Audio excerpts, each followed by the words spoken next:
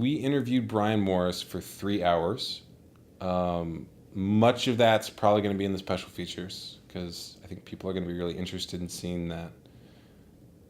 The way that I ended up interviewing Brian Morris was, I mentioned earlier doing the work. Like I was doing that Meisner acting class, and I did an emotional prep around like, what if I was to interview this person, and it had a really intense like that would be huge for the film, and so I emailed him afterward because I was like, well, I should follow through on that, and I said, we really want to interview for this film. We interviewed Edgar Schoen, and he said that you're also like a huge expert, but you're all the way in Australia, and that'd be really expensive to go there. So is there any chance, anytime you're going to be in the United States, and can we interview you there? We'll travel, we'll meet you somewhere in the United States. And he said, I'm going to be at a conference in Hawaii in 2 weeks. So it's like, all right, we got to be in Hawaii in 2 weeks. And it was like a $300 plane ticket. It was $1,400 if you were flying to Australia. So way cheaper. But at the time, I was not really sure, like, how am I going to afford that? And I needed to get 2 tickets because I was going to take a friend of mine with me to run camera so that I could just focus on the interview and not have to worry, he would cover the technical stuff. So it was like, okay, like, we just got to get these tickets. And I think I waited a little bit. It ended up being like 400, by the time I bought them. So we get to the airport, and the flight's overbooked. And they're going to have to put us on a flight the next day. And I was like, we can't, like, we are interviewing at 2 o'clock tomorrow. We cannot go on the later flight. I was very adamant with them. And they said, all right, well, we can get you on a flight that'll get you there at noon. I was like, noon? Like, we're going to have to go straight from the airport to the interview. And I was like, I don't know. Like, that is not going to work great for us. And they said, well, we'll give you a $400 voucher, and we'll put you up in a hotel. And I was like, we live here. Like, we don't need a hotel. What does that do for me? And my cinematographer was like, oh, no, we should get the hotel. I think he was going to do something to that hotel. I was like, we don't need the hotel. And so the guy said, what if I gave you a $600 voucher and no hotel? And I paid $200 less than that for the tickets. So we were going to make money on the trip.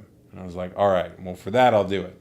So we went back. I think we got like 2 hours of sleep, and then immediately went back to the airport to get on our flight. And the plane landed at noon. The plane, like, we deboarded the plane at 12:30. We got our bags at 1. They made us check our bags. We brought our camera bags and carry-ons so we could just walk around and go there. They made us check them because they were, not enough space.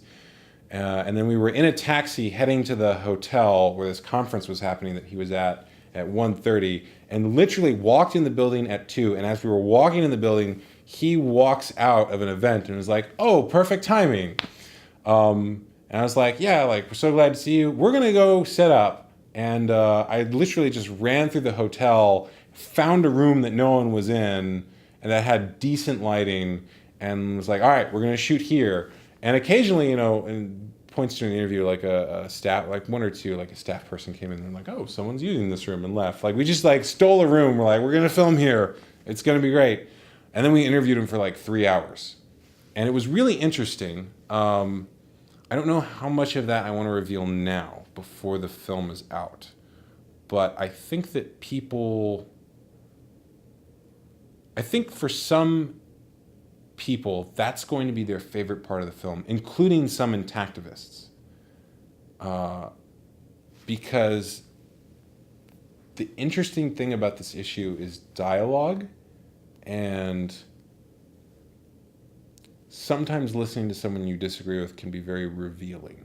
And I think Brian Morris shows a lot about who he is in the film, and everyone who has seen the film has had a very strong reaction to him. It's interesting. Everyone who's seen the film, they had a very particular reaction to Brian Morris, and they had a very particular reaction to Marilyn Milos. And those two characters are sort of the main characters of the film. Brian Morris, Edgar Schoen, Marilyn Milos, and George N. Chapin. And we show that in the marketing so far of the film. Like, and those are the 4 biggest voices on this issue. But like I said, it's a character study as much as information. So all of them present their information, but they also show a lot about who they are. And I'll leave it at that because you're going to have to see the film if you want to know the rest.